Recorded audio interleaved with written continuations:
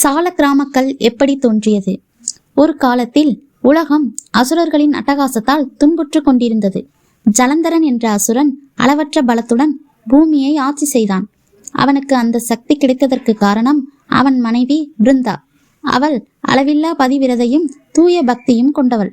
அவள் உயிருடன் இருக்கும் வரை ஜலந்தரனை யாராலும் வெல்ல முடியாது என்ற வரம் போலவே அவளது பதிவிரத சக்தி இருந்தது. தேவர்கள் அனைவரும் விஷ்ணுவிடம் முறையிட்டனர். உலகை காப்பாற்ற வேண்டிய தருணம் வந்தது. விஷ்ணு தர்மத்தை காக்க ஒரு கடினமான முடிவை எடுத்தார். ஜலந்தரனை அழிக்க பிருந்தாவின் பதிவிரத சக்தியை உடைக்க வேண்டிய அவசியம் ஏற்பட்டது. மாயை ரூபத்தில் விஷ்ணு செயல்பட்டார். அந்த மாயையால் ஜலந்தரன் வதம் செய்யப்பட்டான். ஆனால் உண்மை தெரிந்தபோது பிருந்தாவின் மனம் உடைந்து போனது. தன் பக்தியும் தூய்மையையும் மாயையால் கலங்கப்பட்டதை உணர்ந்து அவள் கொந்தளித்தாள். விஷ்ணுவை நோக்கி கடும் வேதனையோடு சாபமிட்டாள். நீ என் வாழ்க்கையை கல்லாக மாற்றியது போல் நீயும் கல்லாக மாறுவாய் என்றாள்.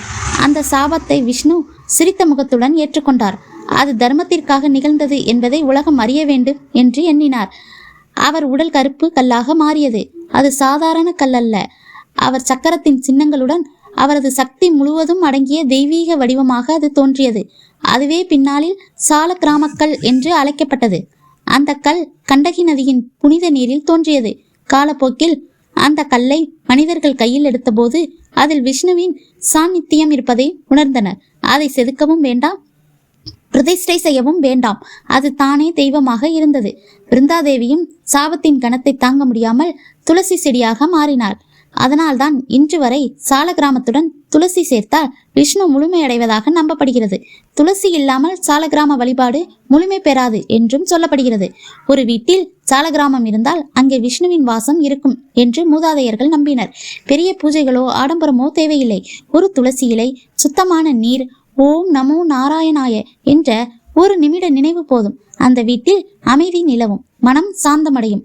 காலங்கள் மாறினாலும் சால கிராமக்கல் ஒரு கல்லாகவே வெளியில் தெரிந்தாலும் பக்தர்களின் மனதில் அது உயிருள்ள இறைவனாகவே வாழ்ந்து வருகிறது. அது சொல்லுவது ஒன்றே, உண்மையான வழிபாடு என்பது வெளிப்புற அலங்காரம் அல்ல, உள்ளார்ந்த பக்திதான்.